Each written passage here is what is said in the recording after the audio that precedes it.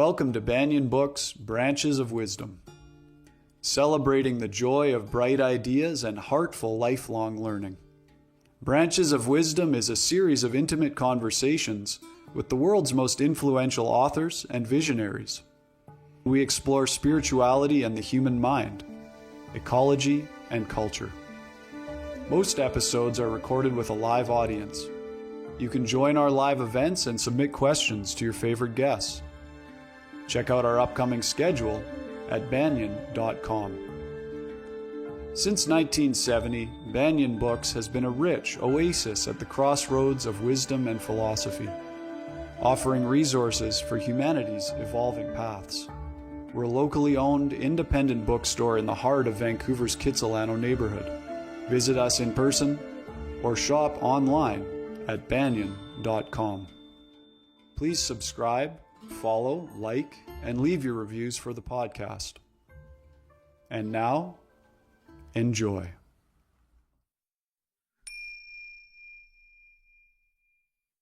Hello, everybody. Welcome to the Banyan Books podcast. I'm your host, Ross McKeechee, and just delighted that this evening we're joined by Bari Tessler. Bari Tessler is a warm, compassionate guide with a master's degree in somatic psychology. And for over 20 years, her Art of Money methodology has helped thousands of people understand and navigate their financial life through one-on-one financial therapy, small groups, community content, and her year-long money school, The Art of Money. Her gentle encouragement and practical tools offer us new avenues for creativity and joy with an abundance of support.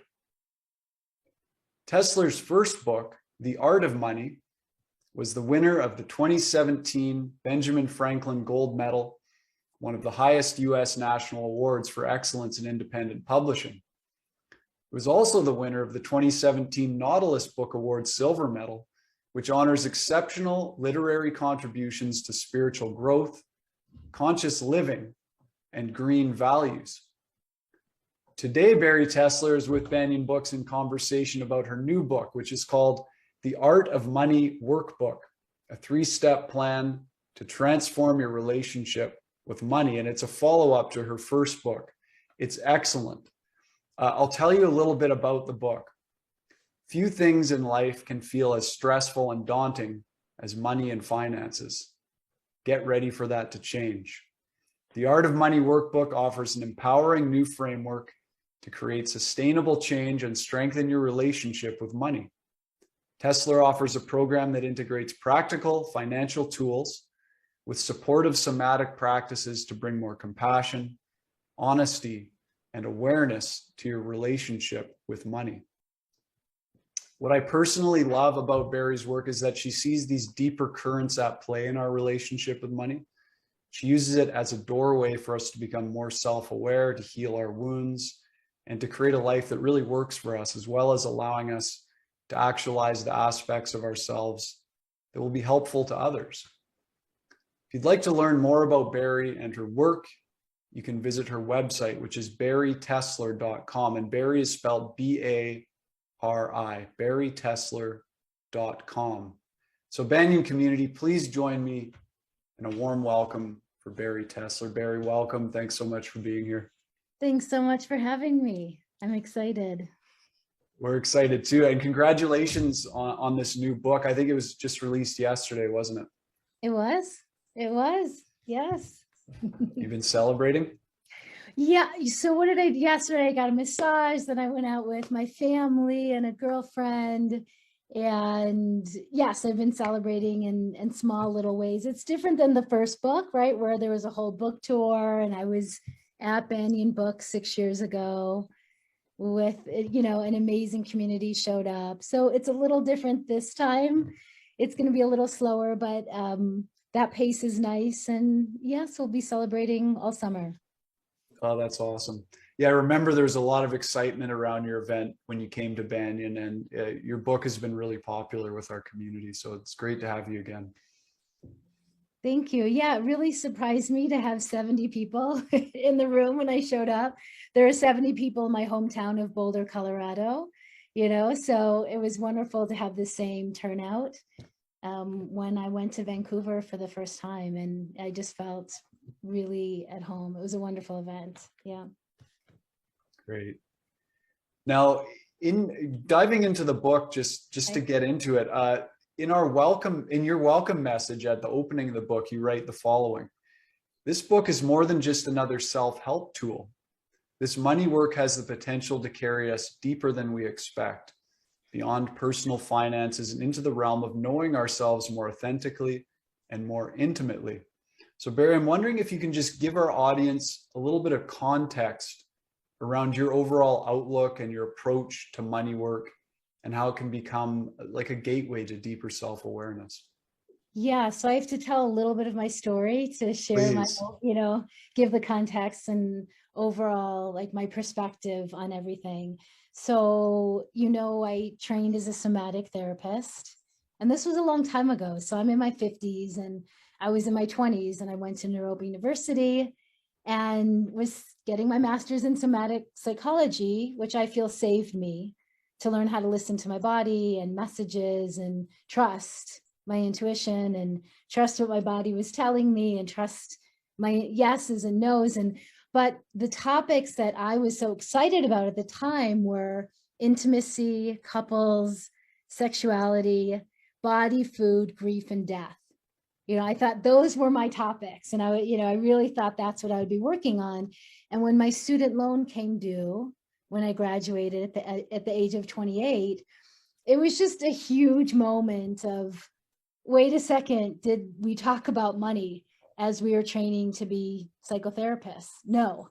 How did that happen? How did we not have any conversations about what are the money emotions that come up, or what is your money story, and how does that connect to your own history and lineage and strengths and challenges, and just how do you have a relationship to money, and start a private practice. And it was such an obvious missing piece for me that either I was going to run away or I was going to face it like I did every other big area of life.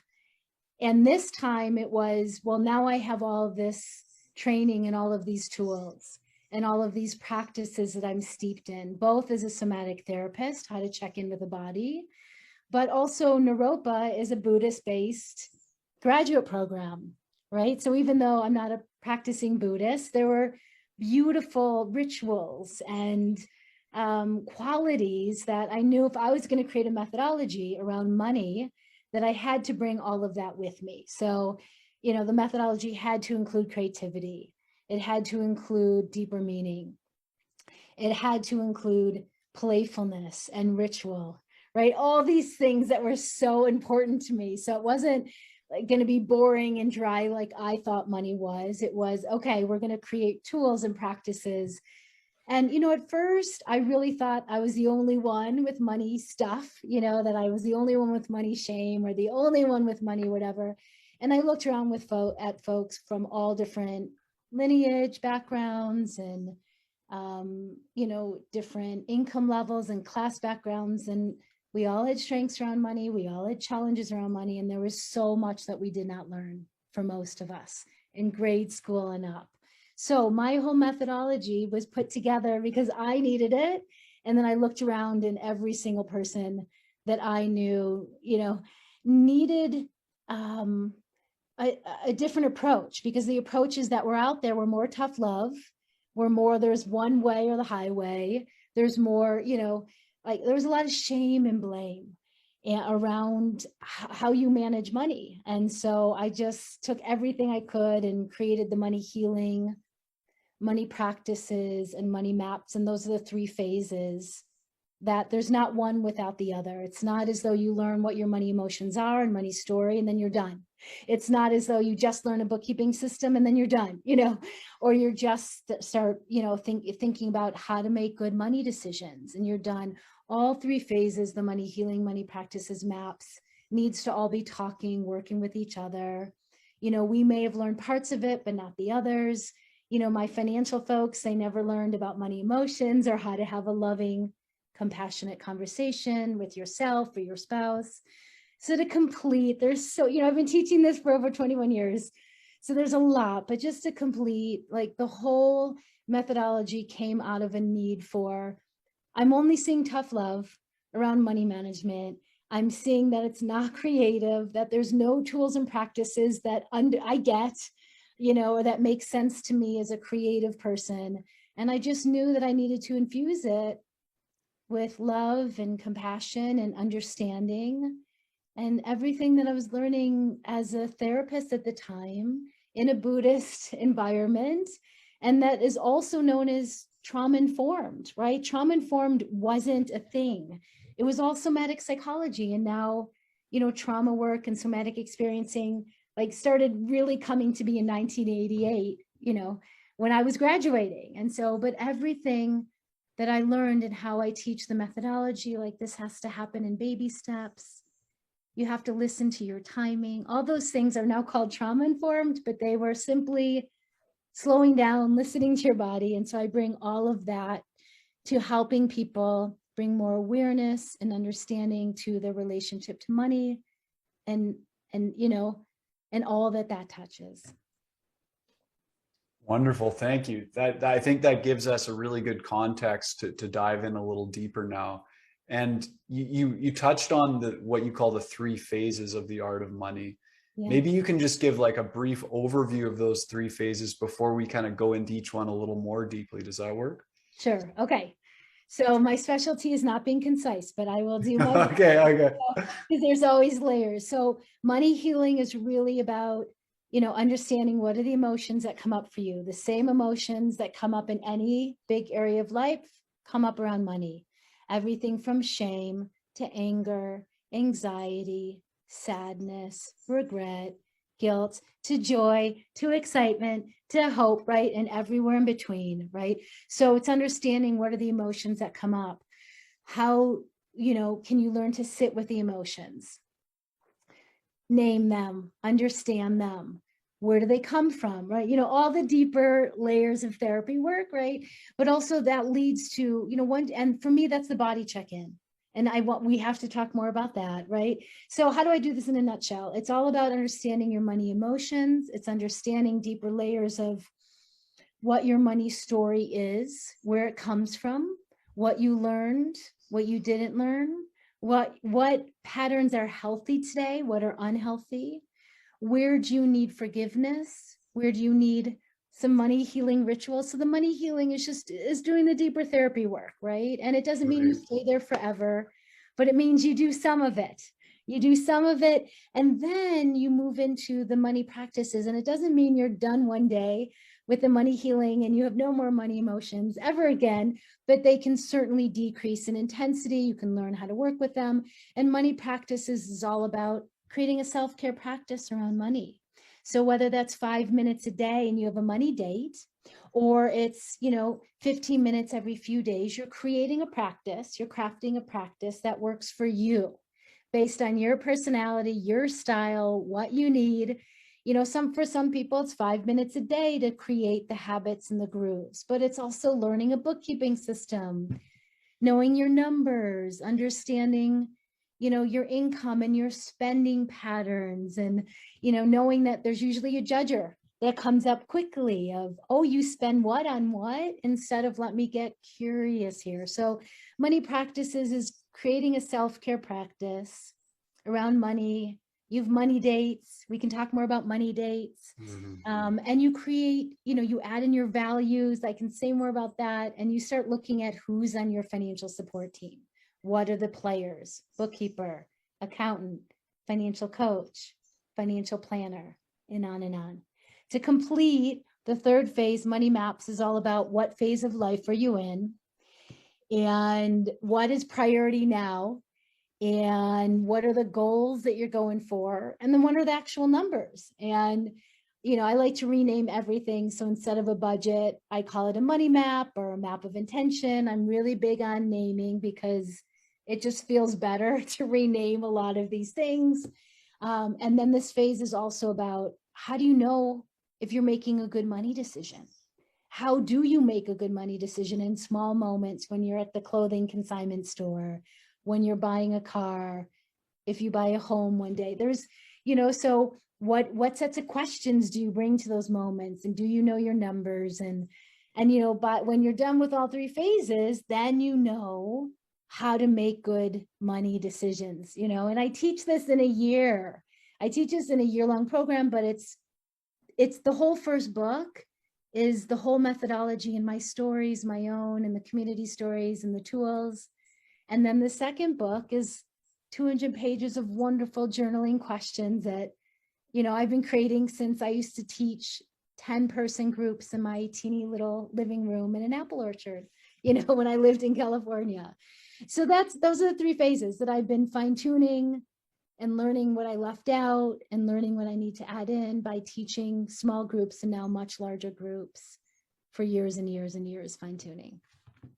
That's a great overview. Thank you. I think that'll give our audience like a little bit of a grasp on what we're working with here just in general.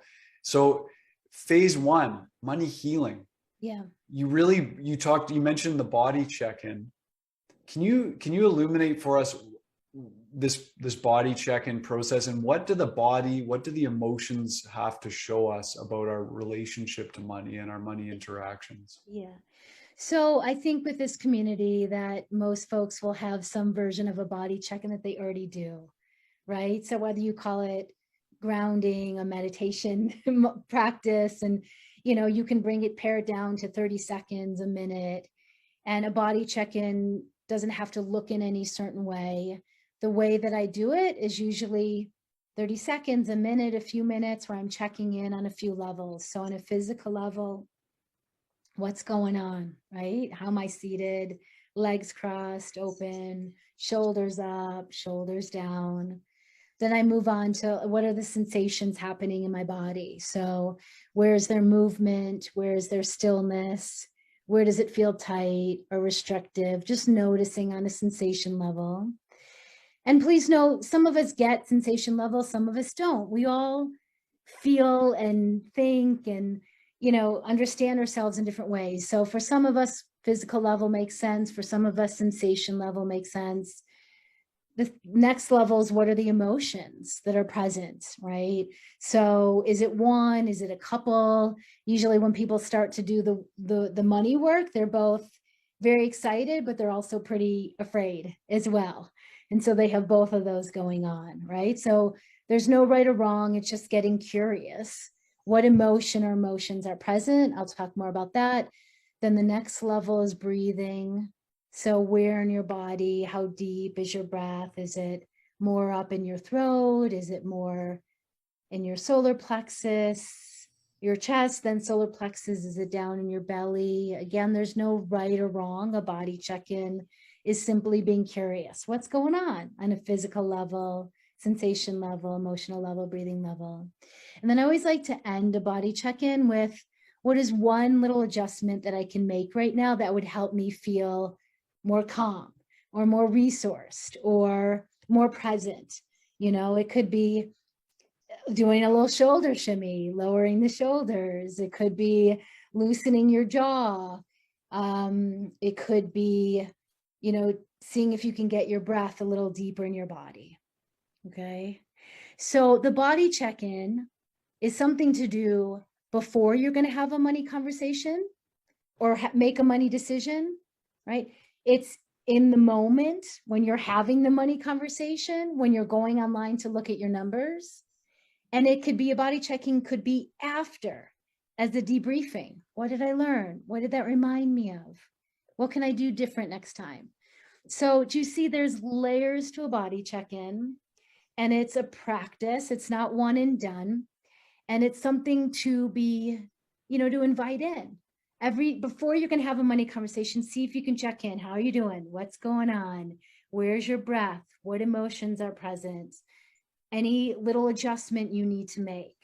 Now, sometimes we don't remember before, but we'll remember in the heat of the moment when we're having a conversation, when we're telling a client our fees, when we're talking with our honey and we're, feeling really agitated or horrified that they're different than us, or they spend different. Of course they spend different. We, may have the same values on the surface, but we're going to spend differently or earn differently or save differently. So for me, the body check-in is a practice that you bring to all the daily money moments and interactions. And you're first just trying to gather data, like, who am I here? What is my relationship to money? Hello, let's have some tea, that metaphor, let's sit down. Sometimes we feel calm when we're checking in. Other times we're in the heat of the moment, feeling totally anxious, in the car dealership, having to make a quick money decision, or feeling like we do, right? So for me, there's so many reasons why we do it. It can slow you down. It can help you get present. It can start to bring more awareness to all those levels, layers in your body. But then it starts to lead to, well, what are the memories that are coming up? And what are the stories that are coming up? Oh, it's reminding me of my mom sitting at the dining room table, really agitated, paying the bills. Oh, it reminds me of my parents fighting behind the closed door. Oh, so it starts to lead to memories and money stories, and us starting to sort out, what we learned from our family of origin and grandparents and so on. And, so that's the beginning. But for me, when people say, what's number one, like, name me one beginning step, I don't say learn a bookkeeping system first or tracking tool. I say invite body check-ins. Start having a body check-in practice. And I would imagine everyone on this call has a body check-in practice in some way. I know meditation can be a little different, but it's bringing it down a little bit more. And it's just taking a few moments to check in. And it's doing it with your relationship to money. So it's a practice that everyone knows, and it's inviting it into this area of life.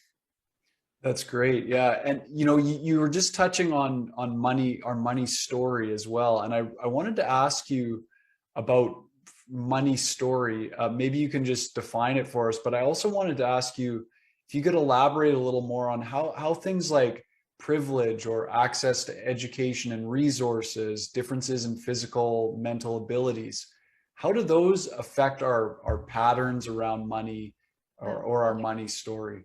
Okay, those are two very separate questions. So let me Okay. start the first one first. Sure, Okay? sure. So money story is simply how we relate to money, our relationship to earning, spending, saving, giving, loaning, donating, redistributing resources, investing, right? All of that. We create a money story very early on, and it can change. So, our past does not have to equal our future. It influences it. We can write a new money story. We can write new chapters. We can create or step into a financial identity as a young kid, and I'll give a story, and we can change that, right? So our money stories are based on, again, our lineage, our culture, our ethnicity, our families history, right?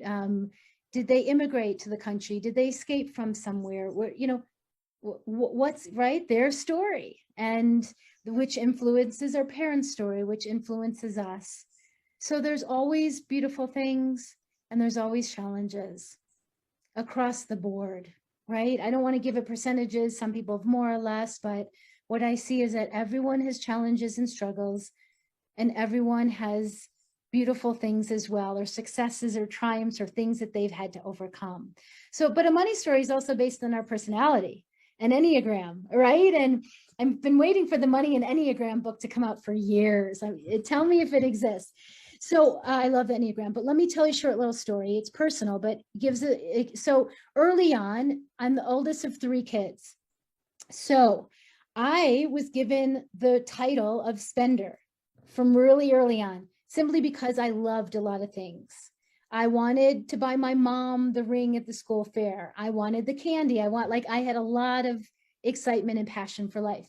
My younger siblings were more savers from really early on. My brother was the bank. I think I borrowed money from him when he was 5 and I was, 10 years old. And so how did that happen? That happened everything from our personalities to how the 3 of us were being raised in the same environment, but we kind of all took on slightly different roles. Now, on some level, being a spender, right? There's nothing wrong with that, but yeah, any of them can go to an extreme and become unhealthy. Even the saver can go to the extreme and become unhealthy. But I grew up thinking I'm a spender, and something's wrong with that. So it wasn't until my 30s that I started learning I need to learn how to save. And this is a muscle that I need to practice, right? And I needed to work on income and livelihood, which I did. But it was something that I really had to embrace and learn that guess what? I can be both. You can be a spender and a saver. And I'm really simplifying these financial identities right now. But even recently, I'm very close with my mom now, and we weren't at different points, and we talk about everything money, and we didn't for years. And she's very frugal in some ways and very generous in others. But I said to her, hey, mom, over a Sunday dinner, do you know that you can be a spender and a saver? And I'm both now. And she said, huh, I guess you're right. And so it's just, you can have a financial identity that you take on as a response or reaction, or just like, this is a natural thing that's happening at the age of 8. But we can grow into other parts of ourselves. We can change our story. We can embrace new financial identities when some things aren't working or when it's not the full picture yet. So that's a very simplification of how a money story or financial identity can be created early on. And then things can change, over the course of the years, and you can step into new roles that you take on. That's a little bit about that. Right. And just to let our audience know, Bari gives just a ton of amazing practices and workbook exercises in this book to really uncover our money story and to see where our strengths and our weaknesses are, and then to look at shifting that story and creating new money stories, which is so great. Well, the whole workbook, so it went from like, it's going to be a journal, to some cute quotes to, I've been doing this for so long, there's so much journaling exercises that it's now a workbook. So everything I'm saying, there's, quite a few journaling exercises on understanding how to find what set of emotions come up. Like, name the last money interaction that you had and what money emotion came up. And what did you notice? And what does that remind you of? And then let's talk about your money story. So what did you learn from your mother? What did you learn from your grandparents? What about your siblings and your role? What about any religion? Did that teach you anything, or spiritual practice? So there are journaling questions that take you through both understanding what set of money emotions come up, tools on how to work with them, money story, and on and on. Yes. Yeah. Yeah. At the end of chapter 4, you talk about value and self-worth. You write that under-earning is one of the clearest symptoms of not feeling and claiming your value. And this is based on so much more than your income alone. I really love how you make that distinction. It's that under-earning isn't just about our financial earning. I'm wondering if you can talk about this process of finding our intrinsic sense of value and different ways it might reflect in our life. Yeah, so understanding this came up it was a thread from day one. So 21 years ago, in that first group of 10 people, I started noticing self-worth, value, for a lot of folks, was deeply connected to how much money we had in the bank, or how much we were charging, or our income at that time, or right, and on and on. And yes, in the culture and within capitalism, like, we need to earn a living, and we need to, either have a job and ask for a salary, or have our own businesses and work with our pricing and all of that. So it can get confusing, right? So I'm constantly trying to help people pull that apart. So our net worth is not our self-worth, even though there are some people in the world who say your net worth equals your self-worth. And I say, absolutely not, right? So there's so many exercises of understanding, how you're defining your own value, what that means to you. And I don't think it's like you're done one day. Like, it's something that you're cultivating day in and day out. It's not you wake up and you're like, I know my worth. I mean, we do, but it's a journey. It's a practice like everything else. So there's layers to this. There's layers of, one, identifying what your value is. So, one of the things we do in the bookkeeping things, I have people rename the categories. So it's not just rent or mortgage. It's on a deeper level. What are you really trying to do? And you can't go so deep there. Is it home? Is it Sanctuary? Is it Love Shack?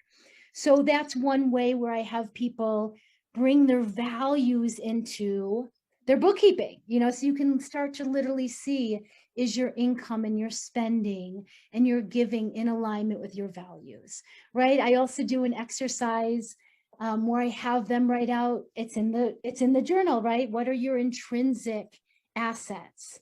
So yes, I love helping people learn how to price things well. Sometimes we increase our prices, sometimes we decrease. I'm also not of the mindset always increase, right? It depends on what you're doing and what kind of year you're having. So here's a little side teaching, is that we're not always trying to grow more or make more. Some years we do that, and that's wonderful. But in a long life, there's ebbs and flows. And in your money life, there's ebbs and flows, right? So some years we're earning more and making more and giving more and saving more. Other years we're trying to just live within our means. Other years there's a health crisis. We're dipping into savings, or we're dipping into 0% credit card, right? Used wisely. So intrinsic values are starting to list out, like on a deep, deep level, who are you? What is your native genius? People call it. What are your superpowers? People call it. What makes you unique? What makes you you? And having people just spend time writing that out if they haven't already. And maybe you do that every year or every few years, right? So this is not a static thing, how much you charge, what your business model is. So I'm doing this on a few levels. You see, adding your values into your relationship to money, also identifying on a deeper level what your value is. And then here's the thing, last thing. How are you defining if you're successful around money this year or in your past or in your future? And we need more than just the dollar amount or your income level or your savings or your retirement. That's part of it, but there's so many other layers too. Are you caring for elderly parents? Are you caring for animals? What is your work in the world? Are you, taking care of, are you in a health journey? There's so many layers to defining. Are we having a successful life? And am I down even a meaningful life? A valuable life? You see, so I'm just beginning here. I'm going to pause because I know, but you see how this goes. Yeah. There's so much precision in this. It's a contemplative process of just layer after layer, isn't it? And there's so much nuance and precision to how we define our success and relationship around money. And it's really a holistic thing, the way you frame it. It's just wonderful. Yes. I'll give one more example there. For some people, they learn how to have loving and compassionate conversations with their spouse around money. And that is, they realize that's one of the ways that they feel successful, or they're teaching their children something that they did not learn growing up because their parents didn't know how to teach them, so they're teaching something new. There's so many ways to define, are we having a healthy, savvy, creative, meaningful relationship to money? That includes the numbers, but there's more. Yes. Yeah. Okay, so phase 2, Bari, is money practices. Yeah. What is a money date? Yeah. So money dates is something that, again, just a fun way of saying, and just sitting down and having a date with money and, saying, what do you need right now? What's going on? What is one next step I can take? But here's the thing, like everything, it has to be more meaningful or creative, right? So I'm always lighting my candles for my money dates. You do your own version, but here's some examples. I light my candles, I get out my oils, I get out my really dark chocolate, I have my tea or coffee or water. Some people like to play music. I mean, I've heard everything from classical to Beyonce to, whatever you need to get you in the mood. And now, any kind of music, because every day is different. What's going on? You always want to start with a body check-in. Some money dates may just be checking in. What's going on right now? What am I afraid of? What am I thinking about? What am I remembering? What's coming up around money for me? Other money dates are more practical, like, oh, I'm going to go online and check my balances, and I'm going to go a little deeper and see if there's any money leaks, that are happening, like any reoccurring charges that, I don't want to use anymore. I don't want to, I'm ready to get rid of them. Or you need to reach out to a new bookkeeper because you want to learn a bookkeeping system or a tracking system. And my husband one night just taught himself how to do Mint, or taught himself how to do a few bookkeeping systems. And I needed someone to hold my hand with a box of tissue. And I'm not being metaphorical here, and chocolate over 3 to 6 months, and slowly learn how to do it, and it blew my mind that I could learn. And with a good teacher, I think anyone can learn, right? But it takes time. So money dates are just sitting down for 5 minutes, then 15 minutes, and a couple, building up to a couple times a week. It could be, learning a bookkeeping system, then doing your tracking, or it could be twice a week. You just check in. What's going on with my business right now? Do I need to invoice people? Do I need to look at my business model structure? Do I need to have so money dates can be with yourself. They can be with your partner. They can be with family when your kids are, a little older. We have money dates with our son who's 13. We've had them for a while. They can be spontaneous. They can be planned. They can be out for dinner. So it's really just sitting down and saying, hello, money, what do you need today? And yeah, you may need to start making your lists, but it's really creating a relationship with money on a, emotional, psychological level through the body check-ins, on a practical level. And then there's certainly spiritual parts of it as well, around what I call spiritual parts, around giving, donating, reparations, redistributing resources, right? There's a whole piece around that. I think there's some of that in the book as well. Yes. Yeah. In the first book and second book. So do you see, it's a practice, it's a self-care practice. That's how I look at it. One last metaphor here. I see money like a garden. So it needs to be watered, but not overwatered. It needs attention. It needs care. You need to figure out how to have a good relationship instead of totally ignoring it, sticking your head in the sand, or hypervigilantly paying attention to it all the time. So for many people who mostly ignore it, it's maybe you do 5 minutes a day, you build that muscle, you add in some playfulness, you add in some candles, some music, right? You make it so that it's something that you practice, and and then even monthly, maybe you sit down with a bookkeeper and you meet with your bookkeeper, and that bookkeeper helps you review, your cash flow, and helps you learn what's working, what's not. So I'm just giving a teeny beginning. There's it can go on, and there can be so many different, it could be daily, weekly, monthly, quarterly, yearly money dates and money practices that you craft based on your personality, what you want, adding in a little ritual, deeper meaning, some fun, all of that. Barry, the way that you approach this work is so refreshing, I've got to say, because there's a lot of aggressive approaches from what I've seen to how people are training around money, like this millionaire mindset and this kind of thing. I just wanted to say that, just a huge, a deep bow to you for the groundedness and the perspective that you're bringing. I think it's really important. Thank you. Yeah. Thank you. I can continue, but you go. Okay. Yeah.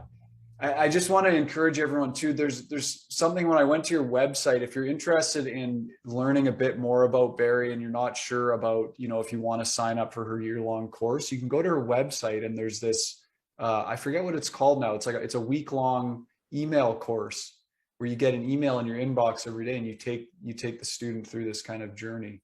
Can you tell us a little bit about that? Yeah, it's called the Pocket Map.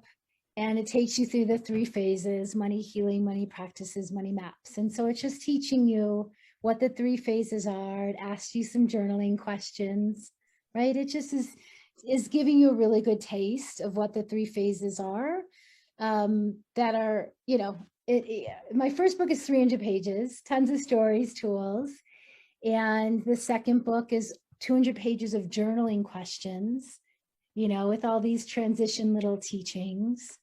And I have a blog and I have a podcast, but the year-long program is if you want to be in community and get support that way. But I just started a mentor program for other therapists and coaches and financial professionals. And it's a much smaller group. We just started last week of 40 compared to the year-long program has 250 to 500 students each year. There's lots of support, people that, alumni that support that. But yeah, if you just go to the website, you can sign up for my email to get a little taste, and go from there, or enjoy the workbook. And Yeah, or you can get this wonderful book too.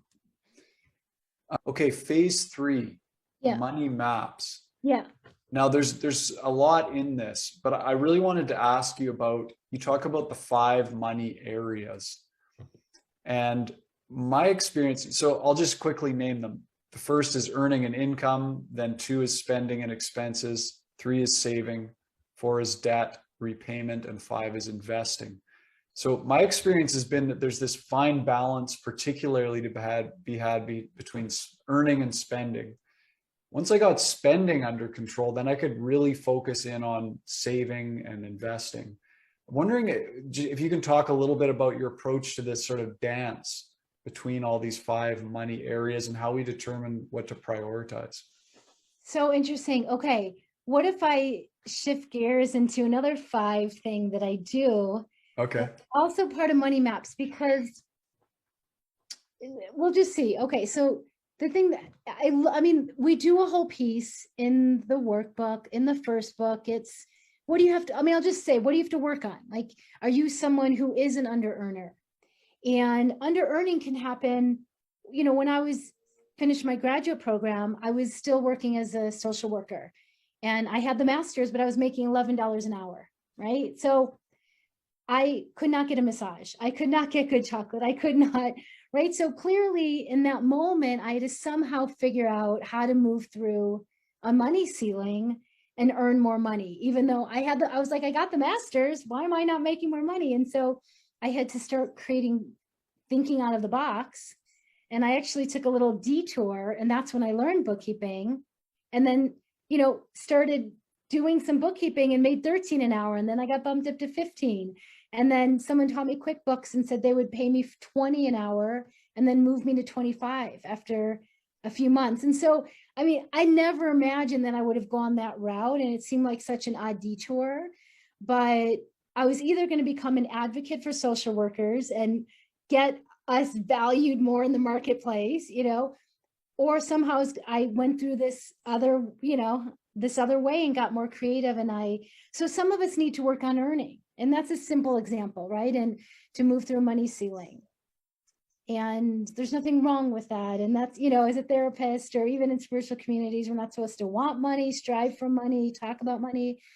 But, again, it's not like, some people may want to make $1 million or more. Some people may want to make the 6 or 7 figures, or everyone's different, what phase of life, where they live, what their work is in the world, how, there's so many different ways to look at it. So for some of us, it's earning. For some of us, it's really getting in more of the spending, like really fine tuning, what do we want to keep and what's negotiable and what's absolutely not. A lot of people will not negotiate their good food, like good quality food, local. It doesn't have to be organic, but right. So for some people, that's just a top priority that they're not willing to let go of, but other areas they are. Right. So for me, it used to be dining out before, it's coming back a little, because that was community. That was going out with girlfriends. That was going out with my family. That was breaking bread. It was just top priority for me. So in the spending, it's, just what can be negotiated, what can't, where do we feel we have judgment about the way we're spending, or, I mean, I can go through all of these, right? In so much detail. And I'm not even going to, I am going to mention the other thing I want to mention, but we go through all of them. And it's, again, what do you need to work on? Because some people need to really focus on earning and increasing, but I also then have really high earners who are ignoring, not so much where they're spending, but they're not paying attention to it, right? So they're just like, make more money, make more money. That's going to solve it. And it's wonderful. So their gift is they're really high earners. That's easy for them. And it's not easy for everyone. Where they need to really get in is they don't want to get into the nitty gritty. So hire a bookkeeper and then sit down with that bookkeeper once a month, print out those reports and really get in there. And yes, make choices. Most of us have to make choices. Most of us, there's a limit. We can't do everything, but we get to then choose, like, what are the buckets we want it to go in? Like, these are my priorities of where I want to spend and my values. I want to save a certain amount. It could be a percentage. For some people, they just need to tuck away the saving, like put it over, and then they can spend the chunk that they have. Like, we have to kind of be sneaky and just like send it over so that it's done and we're honoring our future selves. So you see, I have high earners that are going into debt because they're just not looking. They're not bringing a presence to it. Their solution is just make more, right? We all have blind spots. We all have things that we need to learn. We have things that are working and we have things that are not working. So I can go through each of these, in detail. I will, just to complete this, by say one thing. Most of my decisions are based on this equation: time, money, energy, family, and health. Time, money, energy, family, and health. And there's not like 25% here, 5% here. But anytime I'm making a life decision, big decision, am I going to write a second book? I always come back to the time, money, energy, family, health, however you define that. And that's a big piece. I don't know if that's in this workbook. There's always more. Is that in the workbook? I don't. Which part? The equation of time, money, energy, family, and health, and working. I don't recall seeing that in here. Okay, yeah, that's new to me, and it's beautiful.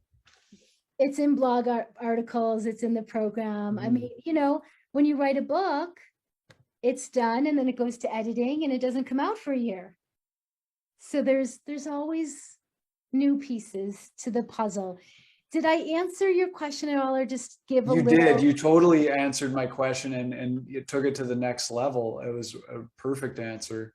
And we've got some really great questions here from the audience, if you're ready to go to some of those. I am. Okay, awesome. Let's do it. There's one here from Sabina, and there's a couple of questions in here, so I'll read it to you, and then we can sort of get into it. Sabina says, in a couple situation where one person is more relaxed about money and the other experiences deep money anxiety and insecurities, how can the couple help each other with body check-ins and many of the things you mentioned? Great. Money often seems to be one of the reasons why couples break up. What would be the best approach to prevent such disharmony for them? Thank you, Bari. Yeah. So yes, on the surface, it's the number one reason for divorce. But it's not money, or, it's that we don't know how to talk about money, right? We don't know how to have money dates where we really hear each other. It's about that there's all these deeper themes that come up around enoughness, self-worth, power, responsibility, safety, security, right? With couples, two people come together, and even if on the surface their values seem the same, as I mentioned earlier, the way they spend, give, earn, all of it is different. You may share some similar things, but for the most part, you're going to be different in some of those. The other thing is that couples polarize, like she's saying. So, right, sometimes really extreme, sometimes not as much. One person has a lot of anxiety, thinks about the future, is trying to plan, trying to imagine every scenario, like just really more hypervigilant. The other person's like, it's all going to be fine, or I don't want to deal with this and I'm going to go over here. So that's normal, I think. And I'm going to give you some tools on how to work with it. So the way that I work with couples dates is a few things. I mean, I have so many blog pieces around couples and how to have a different kind of money date. So you don't jump to, whipping out the spreadsheets right away or looking at the numbers right away. Number one is story time. So a money date for a couple is you're saying like, we're going to have a new kind of money date. We're going to start out with 30 minutes. We're each going to get 15 minutes. One person gets to share stories from their childhood, what money means to them, what emotions come up, the anxiety, right? They share, and the other person sits in their own body check-in over here. They're not responding, they're not commenting, they're not going into blame, shame. They're sitting in their own body check-in. Then you switch. The other person just sits in their own seat. They share their story, not in, they share a little bit about where they come from, what the environment they grew up was like they go through some of the questions in the journal, in the workbook, right? And you could take 3 questions and you each get 15 minutes to share your responses. And you don't respond to each other. And you do a few dates like that where you just hear each other out. Okay.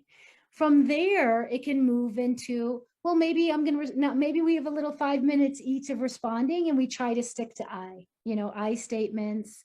I hear you. This is what I think I hear, or this is what comes up for me, right? Really starting to learn and understand your differences, because at the end of the day, there's no one who's right. There's no one way that's right. You each have things to bring to the table, right? So money date number 2 may be talking about values and that you do spend differently. So I had to do a lot of work because I was back in the day horrified. My husband liked big ticket items, like a big expensive road bike. And he was a little horrified that I liked my acupuncture and self-care and facial lotion so much, right? One time we added up 2 years of my self-care and lotions, facial, and it equaled his road bike. But you see, so there are conversations about the different ways that you spend.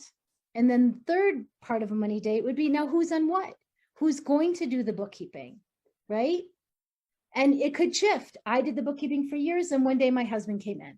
Or you bring in a bookkeeper who's going to hold space with you, or a financial coach to sit down with you and help you review everything. Because again, one person may be the planner. They like the visioning. That's the part they want to talk about. The other person want to talk about their emotions, right? I'll tell one couple story, and hopefully, so male, female couple. He came from a traditional finance background. She was more creative, yoga, now in real estate, mom. And he was like, I know everything because I have the finance training. That's my background. And he kept whipping out the spreadsheets, trying to show her. And she was like, get those away from me. And it devolved into tears and swearing and fighting and running off, slamming doors, right?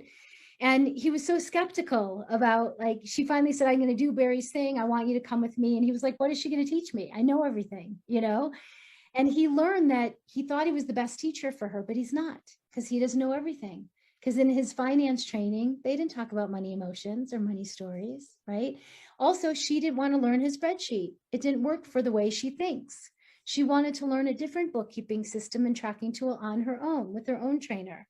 I think she learned Quicken. It was so empowering for her, right? They started with those money dates of just talking about childhood, where they came from, different money stories, different backgrounds. It all became clearer and clearer how they were shaped and how their financial identities or money stories. They got to learn that they're different. They got to each learn they have different styles. They got to each eventually come together and have those loving, compassionate money dates and money conversations with each other. That's my short answer. I have so many blog articles on this, and there's money dates probably in both the workbook and in my first book for couples. Yeah. Yeah. And again, Barry's website, Jacob's already posted in the chat, but I'll repeat it. It's baritessler.com, and Barry's spelled B-A-R-I. Tessler is with two S's, Tessler. Tons of great resources on there. I was looking at your website as well, Barry. Now, we've got time, I think, for one more audience question. I just want to remind everyone, we're talking to Bari Tessler about her newest book, The Art of Money Workbook, a 3-step plan to transform your relationship with money. And I want to, and there's the first one too, The Art of Money. And that image from the cover of the first book, there's a huge poster in the window at Banyan Books. It's been there for years, probably since when it first came out. And everybody at Banyan loves Bari Tessler, I can tell you that. Now, I just want to take a minute quickly to thank our live audience, everyone who shows up live. It's so great to have you here creating these events with us. So thank you for your questions and your comments. It's really great to have you here. A big thanks to Jacob Steele as well, who's always here in the background, coordinating everything. He's our podcast producer, and he's responsible for all of the guests that we get, among many other things, for Banyan Books. So thanks, Jacob. Okay, we have one more question here from Jill. Jill says, thank you very much for your work and your writing. The Art of Money helped me to recover after leaving a marriage to someone who is financially abusive. I now have a healthy relationship with money. My question is this: when you go into investing, do you talk about practical ways to invest or a person's relationship to investing? Yeah, it's not my specialty. So I always refer to colleagues that I've been collaborating with for years and years and years. I also have tons of interviews where I interview folks on socially responsible investing and social justice investing. And, you know, a lot of those are in the program, but some of those are on my podcast.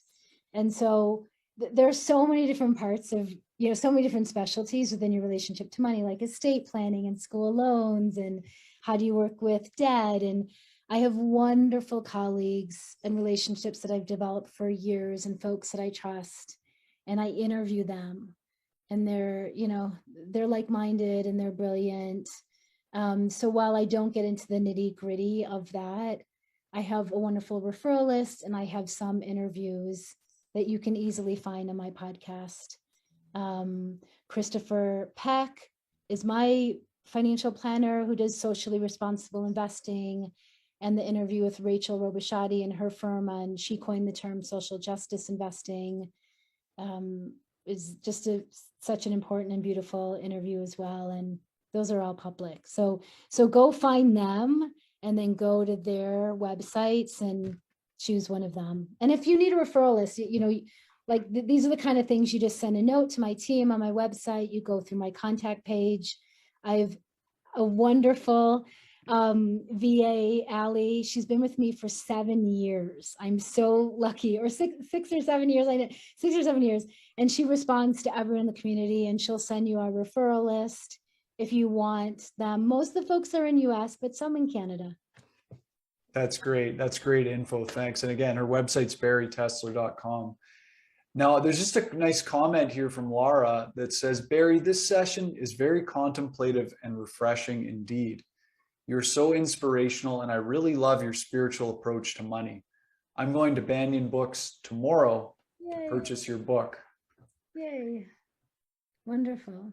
Wonderful. Thanks for that, Laura. Yeah. Bari, any final thoughts, anything you want to share with us about things you have upcoming, or just final thoughts you want to share with people at all about money relationship? I would say everyone invite yourself, start practicing a body check-in, right?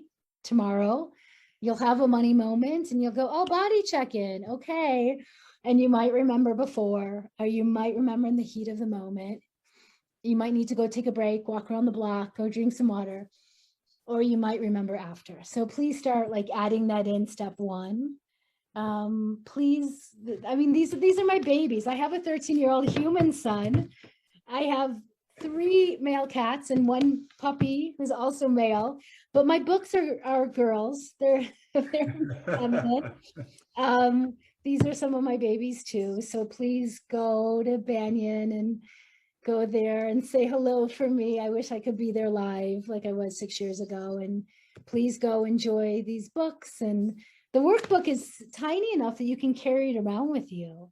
And I thought it was going to be bigger, but it's something you can fully write in. And there's this wonderful, let's see, sunflower yellow color. Where are you? So I wanted even more color, but they got some sunflower and some gold in there, and gold on the front cover. Yeah, so please just go enjoy all of that and then come to my website. And, if you want to get on my email list to get a taste even more of the 3 phases, go enjoy my blog, go enjoy my podcast, find me on Instagram or Facebook. And then lastly, I do my year-long program. Will open again in September. And it's for lay folks, but there's always therapists and coaches and financial folks in there. And then next year, because I'll do the mentor program again, which is like thrilling to me. I've been asked to do a certification program for years, and it's not that, it's a mentoring program, which feels better for me. But this is now that I'm in my 50s, any women out there post-menopause, you'll understand, it's thrilling. I'm in menopause. It's been a huge part of my journey. And so I have more energy now and can look out, in the world after having to be in bed with my kitties. So there's just, I'm coming out again.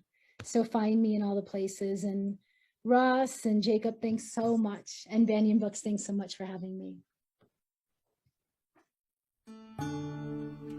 Thanks for joining us for Branches of Wisdom, a podcast of Banyan Books and Sound, Canada's spiritual and healing resource since 1970.